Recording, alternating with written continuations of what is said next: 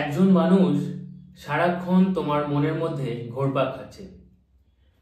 ওই মানুষটার কথা তুমি সব সময় ভাবতে বাধ্য হচ্ছ। 24 ঘন্টা তার ব্যাপারে পজিটিভ নেগেটিভ কিছু না কিছু তোমার ব্রেনের মধ্যে চলছে। কেন এটা হচ্ছে আজকের ভিডিওতে এটাই বুঝিয়ে বলবো। অনেক মানুষই পৃথিবীতে এমন রয়েছে যারা কোনো একজন মানুষকে সব সময় মনে করতে থাকে।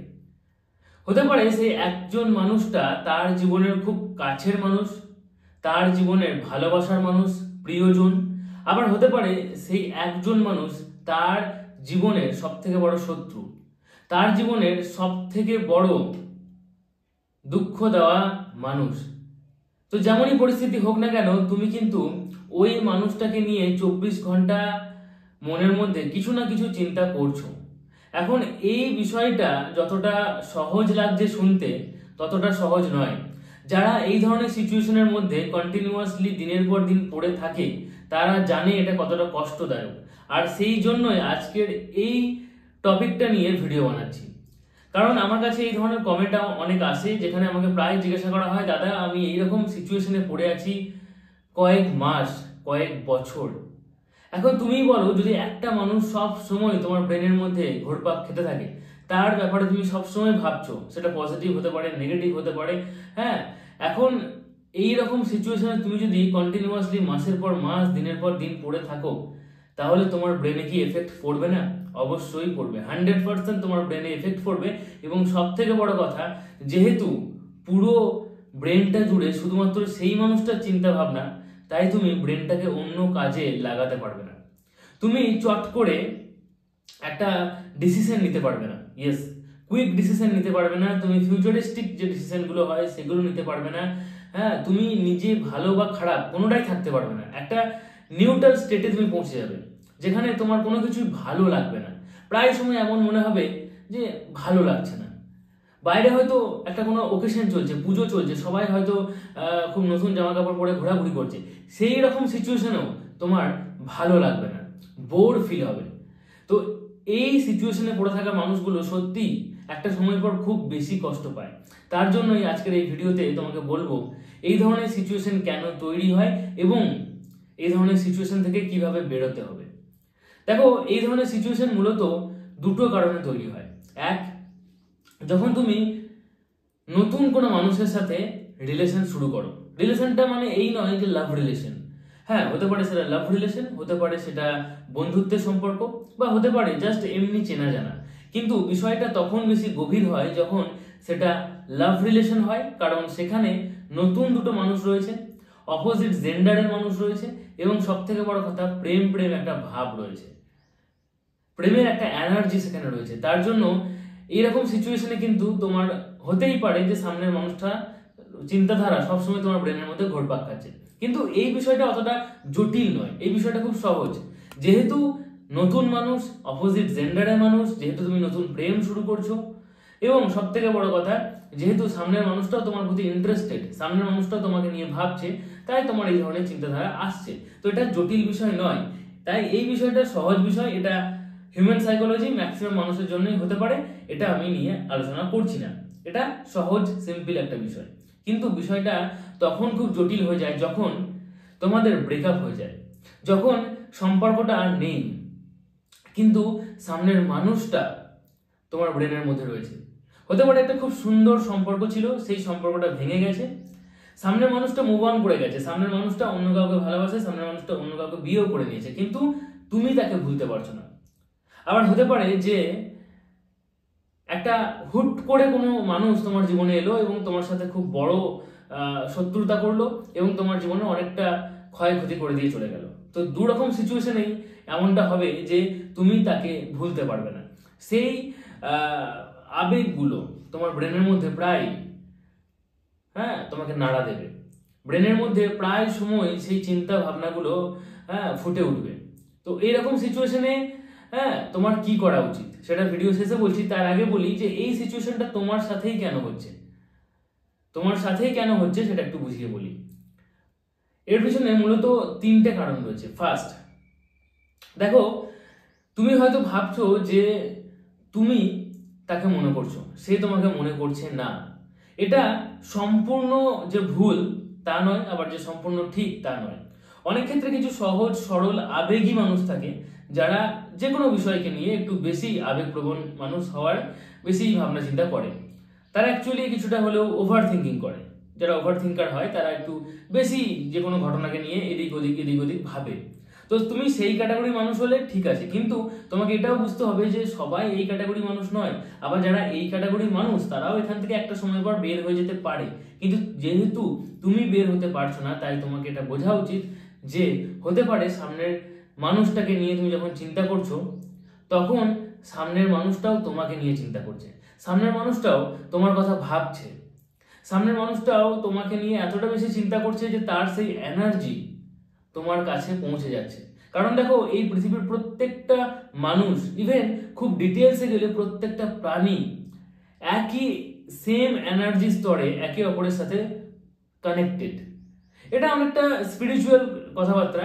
বিজ্ঞান যদিও এটাকে খুব একটা মানে না, প্রাধান্য দেয় না, তবে অনেক ক্ষেত্রে অনেক বিজ্ঞানী আছে যারা এগুলোকে মানে, যারা এই বিষয়ে অনেকটা মানে ডিটেলসে আলোচনাও করেছে, অনেক বইও আছে এই উপরে। তো যাই হোক, আমি ওই বিষয়টা যাচ্ছি না, ওটা খুব কন্ট্রোভার্সিয়াল টপিক, কিন্তু এটাকে আমি মানি। এটা আমার মনে হয় যে এই পৃথিবীর প্রত্যেকটা জিনিস বা প্রত্যেকটা প্রাণী, প্রত্যেকটা মানুষ একই সেম এনার্জি স্তরে একে অপরের সাথে কানেক্টেড হয়ে আছে। এখন যার এনার্জি লেভেলটা বেড়ে যাচ্ছে সে অন্য কাউকে কানেক্ট করছে। যেমন দেখবে, তুমি যখন মন্দিরে যাচ্ছ তখন তোমার মাথার মধ্যে অতটা নোংরা চিন্তা ভাবনা আসছে না। কেন?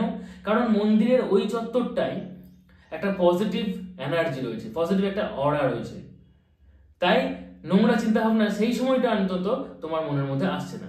এমন অনেক গুরুদেব মহারাজ রয়েছেন, অনেক সাধু সন্ন্যাসী রয়েছেন যাদের সান্নিধ্য লাভ করলে তুমি একটা পজিটিভ এনার্জি পাও। কেন পাও? কারণ ওনাদের পজিটিভ এনার্জিটা হাই লেভেলের, তাই ওনাদের আশেপাশেও একটা পজিটিভ অরা থাকে। হ্যাঁ, সেই কারণে তুমি কিন্তু তাদেরকে কানেক্ট করতে পারো, তাদের সাথে অনেকটা সৎসঙ্গের মতো হয়ে যায়, এমনটা মনে হয়, হয় না? সো সেম ব্যাপারটা এখানে ঘটছে। সামনের মানুষটা যদি তোমাকে খুব পরিমাণে মনে করতে থাকে, খুব পরিমাণে সে তোমাকে ভাবছে, তোমার কথা ভাবছে, তাহলে কিন্তু তোমার মধ্যেও পজিটিভ বা নেগেটিভ চিন্তা তাকে নিয়ে আসবেই। এখন পজিটিভ বা নেগেটিভ কিভাবে আসবে? সিম্পল, সামনের মানুষটা যদি তোমাকে নিয়ে খুব পজিটিভ ভাবে, সামনের মানুষটা যদি এটা ভাবে যে সম্পর্কটা ভেঙে দিয়ে ভুল করেছি, সে আমাকে সত্যিই খুব ভালোবাসতো, হ্যাঁ, তোমাকে পাওয়ার জন্য তরপাচ্ছে, এবং সব থেকে বড় কথা তোমাকে হারিয়ে সে তোমার ভ্যালুটা বুঝতে পারছে, রিয়েলাইজ করছে মনে মনে, তখন তোমার মনের মধ্যেও তাকে নিয়ে পজিটিভ চিন্তায় আসবে। আবার যদি সে হুট করে তোমার কথা কোনো কারণে মনে পড়েছে এবং সে তোমাকে গালিগালাজ করছে যে তুমি তার জীবনটাকে খারাপ করে ফেলেছো, তুমি তার জীবনের মধ্যে যতদিন ছিলে ততদিন তুমি তাকে ভালোভাবে বাঁচতে দাওনি, এই কথাগুলো যখন সে ভাবছে, তখন তোমার মধ্যে তাকে নিয়েও নেগেটিভ চিন্তা আসবে। সো সেম ব্যাপার এখানে, হ্যাঁ, তোমার তার মধ্যে ঘটবে। তো এটা তোমাকে মানতেই হবে যে অনেক সময় এমন মানুষ থাকে যারা প্রচুর পরিমাণে কোনো মানুষকে মনে করে, আর তার জন্যই তোমার জীবনের মধ্যেও সেই এফেক্ট পড়ে। সেকেন্ড, একটা বিষয় এটা মানতে হবে যে অনেক মানুষ থাকে যারা জেনে বা অজান্তে ম্যানিফেস্ট করে ফেলে।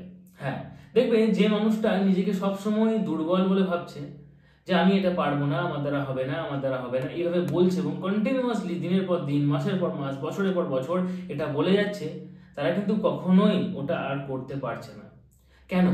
কারণ তুমি যেমনটা ভাববে, যেমনটা বলবে, যেমনটা মুখ দিয়ে উচ্চারণ করবে, ঠিক তেমনটাই তোমার জীবনের মধ্যে ঘটতে থাকবে।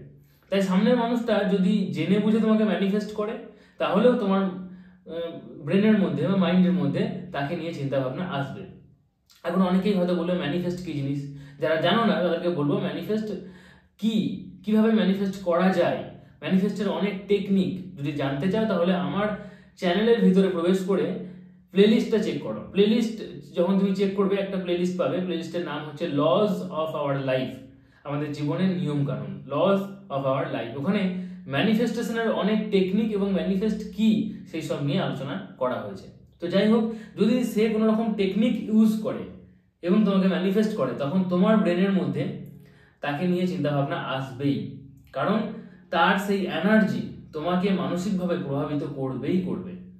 আবার হতে পারে যে সে কোনো রকম টেকনিক জেনে বুঝে ইউজ করেনি, কিন্তু অজান্তেই ম্যানিফেস্টেশন করে ফেলছে, সে ম্যানিফেস্ট করছে। এই যে বললাম না, অনেক সময় আমরা জেনে বুঝে অনেক কিছু করি না, অজান্তে যখন বারবার বলতে থাকি যে আমার দ্বারা হবে না, আমার দ্বারা হবে না, আমি মনে হয় পারবো না, তখন সেটা আমরা বুঝতে পারি যে হ্যাঁ একটা সময় পর আমার দ্বারা ওটা হচ্ছেও না। তো অনেক সময় আমরা মুখ দিয়ে যে কথাগুলো বলছি, হ্যাঁ মুখ দিয়ে আমরা যে উচ্চারণগুলো করছি, এবং এটা একবার দুবারের জন্য নয়, বারবার তুমি যখন মুখ দিয়ে উচ্চারণ করছো একই কথা, যেমন দেখবে অনেক কনফিডেন্ট মানুষ যারা থাকে তারা এটা বলে যে হ্যাঁ আমি পারবই, আমার দ্বারা এটা সম্ভব, আমি পারবই। এটা কনফিডেন্স, এটা সেলফ কনফিডেন্স, এটা তাদের বিলিভ, এটা তাদের বিশ্বাস। আমি পারবই, এটা হচ্ছে কনফিডেন্স। হ্যাঁ, আর যদি কোনো মানুষ বলে যে আমিই পারবো, মানে আমির পরে যদি হর্ষই থাকে তাহলে সেটা কিন্তু অহংকার, ঠিক আছে, এটা ইগো। কিন্তু যদি বলে আমি পারবই, পারবই, যেটা পারবই, করবই, হ্যাঁ মানে যেটা করতে হবে, পারতে হবে, তার লাস্টে যদি হর্ষই থাকে তাহলে সেটা বিশ্বাস। খুব সিম্পল, এখানে একটা বিষয় বুঝে গেলে যে কোনটা সেলফ কনফিডেন্স আর কোনটা ইগো। তো যাই হোক, যদি সে অজান্তে কিছু করে, হ্যাঁ সেটাও ম্যানিফেস্টেশন হয়ে যায়, কারণ আমরা জেনে করি বা অজান্তে করি, তার ফল আমরা ভোগ করি। সেটা ভালো হলে ভালো, খারাপ হলে খারাপ। সো সে এইভাবে তোমাকে ম্যানিফেস্ট করতে পারে, আর তার জন্যই তার এনার্জি তোমাকে মানসিকভাবে অনেকটাই প্রভাবিত করতে পারে। তাই হতেই পারে যে সেই মানুষটার চিন্তা ভাবনা সবসময় তোমার ব্রেনের মধ্যে ঘুরপাক খাচ্ছে। থার্ড পয়েন্ট, অনেক সময় আমাদের রিলেশনটা হয়তো ভেঙে গেছে, ঠিক আছে, কিন্তু তারপরেও তার দেওয়া কোনো গিফট, সেটা কোনো জামা কাপড়, শোপিস বা এমন কিছু জিনিস যেগুলো আমাদের কাছে রয়ে গেছে, আর সেইগুলো নিয়ে যখন আমরা জাস্ট কিছুক্ষণের জন্য তার কথা ভাবি বা সেই মুহূর্তটার কথা ভাবি, তখন কি হয় না একটা হাই লেভেলের এনার্জি সঙ্গে সঙ্গে ক্রিয়েট হয় এবং সেটা তার কাছে পৌঁছে যায়। এটা তুমি যদি ঘুরিয়ে কিছুটা দেখো তাহলে বুঝতে পারবে। যেমন ধরো তোমার জীবনে কোনো একটা মানুষ এসেছিল, হ্যাঁ সেই মানুষটা তোমার ক্ষতি করেছে। ধরো সিম্পল, তুমি গাড়ি নিয়ে আস্তে আস্তে তোমার বাঁ সাইড ধরে সিম্পল ভাবে যাচ্ছিলে রাস্তা দিয়ে, কোনো একটা ছাপড়ি মার্কা ছেলে সে ফুল স্পিডে গাড়ি নিয়ে এসে দূর থেকে এসে তোমাকে ধাক্কা মেরে দিল এবং তোমার তাতে পাটা ভেঙে গেল, এবং পাটা ভেঙে যাওয়ার পরে পাটা তোমাকে কেটে বাদ দিতে হয়েছে, এখন তোমার কাঠের পা। তো দেখবে যখন হুট করে তুমি কাঠের পাটার দিকে তাকাবে, তখনই তার প্রতি একটা কঠিন রাগ তোমার সঙ্গে সঙ্গে হবে। সেটা মানে অ্যাক্সিডেন্ট হওয়ার পরে পরেও হবে, 10 বছর পরে, 15 বছর, 30 বছর পরে গিয়েও কিন্তু সেটা হবে। হুট করে যদি তোমাকে কেউ জিজ্ঞাসা করে তুই তো খুব ভালো মানুষ ছিলিস, তুই তো খুব সাবধানে গাড়ি চালাতিস, তাহলে কেন হলো? সঙ্গে সঙ্গে সেই মানুষটার জন্য তোমার মুখ দিয়ে কিছু খিস্তি বেরোবে, সঙ্গে সঙ্গে রাগ হবে। কেন? কারণ তোমার এনার্জিটা যেমন সঙ্গে সঙ্গে সেই ঘটনাটাকে মনে পড়াচ্ছে এবং সঙ্গে সঙ্গে তার কথা তুমি ভাবতে বাধ্য হচ্ছ, এবং তার জীবনে যে কোনো এফেক্ট পড়বে না তেমনটা নয়। আমরা অনেক কিছুই জানতে পারি না, বুঝতে পারি না, বা অনেক কিছুই এমন কিছু ঘটনা আছে যেগুলো আমাদের সাথেই ঘটে, কিন্তু কেন ঘটছে সেগুলো আমরা খোঁজার চেষ্টা করি না। হয়তো সবটা খোঁজার দরকারও নেই, আর সবটা খুঁজতে চাইলে আমরা হয়তো অ্যান্সার পাবো না, এইগুলোতেই হয়তো আমাদের পুরো জীবনটা পার হয়ে যাবে। তাই অনেক কিছুই আমরা কাকতালীয় বলে মনে করি। কিন্তু যখনই তুমি এই যে হুট করে তার কথা মনে পড়লো এবং তাকে খিস্তি দিচ্ছ, তখন কিন্তু তার জীবনে কিছুটা এফেক্ট পড়বে। সো সেম এখানেও হবে, হ্যাঁ এই ক্ষেত্রেও যেমন হবে, এই ক্ষেত্রেও তেমনটাই হবে। তার কোনো গিফট, তার কোনো কিছু দিয়েছিল, কোনো চিঠি, কোনো ফুল, সেটা তুমি যখন হুট করে দেখলে তখন সেই সিচুয়েশনটার কথা হুট করে মনে পড়বে এবং সেই এনার্জিটা হাই লেভেল হয়ে যাবে সঙ্গে সঙ্গে, তখন সেটা তার জীবনেও এফেক্ট ফেলবে। সো হতে পারে যে সে প্রায় সময় তোমার দেওয়া কোনো গিফট, তোমার দেওয়া স্মৃতিগুলো মনে পড়ছে, হ্যাঁ মনে পড়ছে, এবং সেটা সঙ্গে সঙ্গে তোমার কাছে পৌঁছাচ্ছে, কারণ সে যেমনটা ভাববে সেই এনার্জি কিন্তু ইউনিভার্সের কাছে পৌঁছাবে এবং ইউনিভার্স সেটা রিফ্লেক্ট করে তোমার কাছে পৌঁছে দেবে। সো এটা একটা কারণ হতেই পারে। সো 3টে মেইন কারণ এখানে রয়েছে। এই 3টে কারণের জন্যই অনেক সময় কোনো মানুষ হুট করে আমাদের ব্রেনের মধ্যে আসে এবং 24 ঘন্টা ধরে ঘোরপাক খায়। সো এই ধরনের সিচুয়েশনে যারা কন্টিনিউয়াসলি অনেক দিন থেকে ভুগছে, হ্যাঁ তারা কিভাবে বের হবে সেটা এখন বুঝিয়ে বলবো। দেখো, প্রথমত যদি তোমাদের সম্পর্কটা এমন হয় যে সম্পর্কটা বন্ধুত্বের হোক, সম্পর্কটা হাজব্যান্ড ওয়াইফের হোক, সম্পর্কটা বয়ফ্রেন্ড গার্লফ্রেন্ডের হোক, হ্যাঁ যদি বিষয়টা এমন হয় যে কোনো কারণে একটা মিসআন্ডারস্ট্যান্ডিং এর কারণে হয়েছিল ভুল এবং তারপরে কথা নেই, তাহলে যেহেতু তুমি বেশি কষ্ট পাচ্ছ, যেহেতু তোমার ব্রেনের মধ্যে বেশি পরিমাণে ঘুরপাক খাচ্ছে তার চিন্তা ভাবনাগুলো, তার ব্যাপারে তুমি বেশি পরিমাণে ভাবছো, তাই তুমি আগে থেকে যদি পারো তাহলে ফোন করে, মেসেজ করে, কল করে, সামনাসামনি দেখা করে বিষয়টাকে ঠিক করে নেওয়ার চেষ্টা করতে হবে। বিষয়টাকে ঠিক করে নেওয়ার চেষ্টা করতে হবে, এবং যদি ঠিক হয়ে যায় তাহলে খুব ভালো কথা। যদি বিষয়টা এমন হয় যে না, তার জীবনে আর প্রবেশ করা সম্ভব নয়, কারণ সে অন্য কাউকে নিয়ে ভালো আছে, সে অন্য কোনো রিলেশনশিপে চলে গেছে, অন্য কোনো কাউকে বিয়ে করে সে ভালো আছে, তাহলে এটা তোমার মনকে বোঝাতে হবে। তার জন্য তোমাকে মেডিটেশন করতে হবে, এবং হ্যাঁ, নিজেকে বোঝানো ছাড়া আর কোনো উপায় নেই।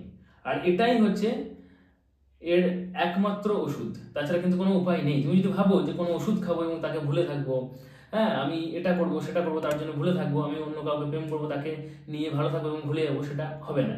নিজেকে কন্ট্রোল করা ছাড়া আর কিন্তু কোনো উপায় নেই।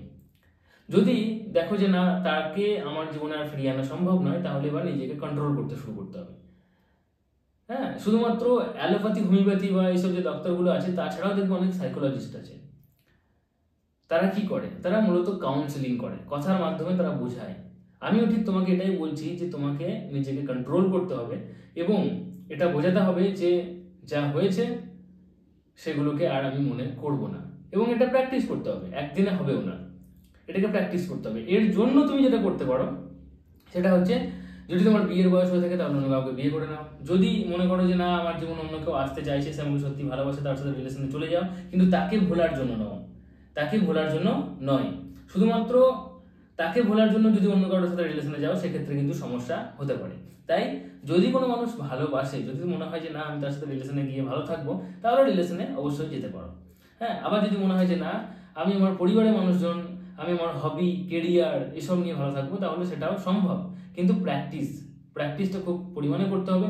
যখনই তার চিন্তা ভাবনা মনের মধ্যে আসবে, তখনই নিজেকে বিজি করতে হবে, তখনই মানে পরিবারের মানুষের সাথে কথা বলতে হবে, মুভি দেখতে হবে, গান শুনতে হবে, তবে অবশ্যই স্যাড সং নয়, ঠিক আছে? এইভাবে কিন্তু দিনের পর দিন প্র্যাকটিস করতে থাকলে এটা সম্ভব। তুমি তাকে নিয়ে আর চিন্তা করবে না, তোমার সব চিন্তা ভাবনা তাকে নিয়ে যেগুলো ছিল সেগুলো কিন্তু আস্তে আস্তে মুছে যাবে, ঠিক আছে? আবার যদি বিষয়টা অন্যরকম হয়, যে কোনো একটা মানুষের জন্য যে ক্ষতি হয়েছিল, তোমার পা ভেঙে গেছে, পা কেটে বাদ দিতে হয়েছে, এরকম যদি হয়, তাহলেও এটা মানতে হবে যে ভগবান যা করেন সব ভালোর জন্যই করেন, যা হয়েছে ভালোই হয়েছে, যা হবে ভালোই হবে। তাই বিষয়টাকে নিয়ে আর বেশি মাথা ঘামালে চলবে না, কারণ যত বেশি তুমি মাথা ঘামাবে, ততই তোমার এই বিষয়গুলো ব্রেনের মধ্যে চলতে থাকবে। এবং একটা বিষয় তোমাকে খুব ক্লিয়ারলি বুঝিয়ে দিই আজকে, যে তোমার জীবনে যদি কারোর সাথে মারামারি হয়, তোমার জীবনে বাস্তবে ঘটছে, কারোর সাথে মারামারি হচ্ছে, রাগারাগি হয়েছে, কিস্তি খামারি হচ্ছে, তাহলে তোমার ব্রেনের মধ্যে যে রাগটা তৈরি হয়, তুমি যখন মনে মনেই কোনো মানুষের সাথে, হ্যাঁ, যে ওই মানুষটার সামনে পেলে আমি ওকে মারবো, খিস্তি দেবো, রাগ করবো, তার প্রতি যে রাগটা হচ্ছে, তখনও কিন্তু ব্রেন সেম পরিমাণ এনার্জি, রাগের এনার্জি তৈরি করে। সো ব্রেন কিন্তু এটা বুঝতে পারে না যে এটা বাস্তবে ঘটছে নাকি তোমার ব্রেনের মধ্যে ঘটছে। তাই যত তাড়াতাড়ি সম্ভব তত তাড়াতাড়ি তোমাকে যে কাজটা করতে হবে সেটা হচ্ছে এটাকে মেনে নিতে হবে যে যা হয়েছে ভালোই হয়েছে। ভগবান শ্রীকৃষ্ণ গীতায় বলছেন যে যা হচ্ছে ভালোই হচ্ছে, যা হবে ভালোই হবে। সো এটাকে প্র্যাকটিস করতে হবে এবং নিজেকে কন্ট্রোল করার চেষ্টা করতে হবে। তার জন্য তুমি মেডিটেশন করতে পারো, ব্যায়াম করতে পারো, কিছুটা প্রাণায়াম করতে পারো, ভালো খাবার দাবার, একটু ফলমূল খেলে এগুলো কিছুটা কন্ট্রোল করা যায়, নিজেকে একটু সতেজ করা যায়। তার সাথে নিজের হবির উপরে কাজ করতে হবে, কেরিয়ার তৈরির জন্য বিজি থাকতে হবে, নিজের পরিবারের মানুষজনকে নিয়ে সুখী থাকতে হবে, বা যে মানুষটা যদি এখন রয়েছে প্রেজেন্টে তাকে নিয়ে ভালো থাকতে হবে, ঠিক আছে? এই বিষয়গুলোকে খুব ক্যাজুয়ালি নিতে হবে এবং আস্তে আস্তে আস্তে তুমি কিন্তু সেখান থেকে বের হতে পারবে। তো আশা করি বুঝতে পেরেছো যে কি বোঝাতে চাইলাম। হ্যাঁ, যদি কোনো প্রশ্ন থাকে নিচে কমেন্ট করতে পারো, বা তোমার সমস্যা নিয়ে আমার সাথে ডিরেক্ট যদি আলোচনা করতে চাও তাহলে লাইভ সেশন জয়েন করো। এই চ্যানেলে রবিবার সন্ধ্যে 7:30টায় ফ্রি লাইভ সেশন হয়, এবং আমার যে ব্লগ চ্যানেল, যার লিঙ্ক প্রত্যেক ভিডিও ডিসক্রিপশন বক্সে পাবে, যার নাম শান্তিনিকেতনের শান্তনু, ওই চ্যানেলে প্রত্যেক বুধবার ফ্রি লাইভ সেশন হয়, সেখানে জয়েন করতে পারো। সেখানে আমি স্পিরিচুয়াল কিছু লেসেন্স নিয়ে আলোচনা করি, সো সেগুলো দেখতে পারো। আর অবশ্যই যদি তুমি একান্ত আমার সাথে কথা বলতে চাও পার্সোনাল ভাবে, তাহলে তোমাকে পেড মেম্বারশিপ নিতে হবে। সাবস্ক্রাইব বাটনের পাশে জয়েন বাটন ক্লিক করে তোমাকে মেম্বারশিপ নিতে হবে। মেম্বারদের জন্য আলাদা করে লাইভ সেশন হবে। যাই হোক, ভিডিওটা ভালো লাগলে লাইক করো, কমেন্ট করো এবং ভিডিওটা শেয়ার করে দাও তোমার হোয়াটসঅ্যাপ স্ট্যাটাসে। আজকের মতো এটুকু, tata, take care, thank you, ভালো থেকো, ভালো রেখো।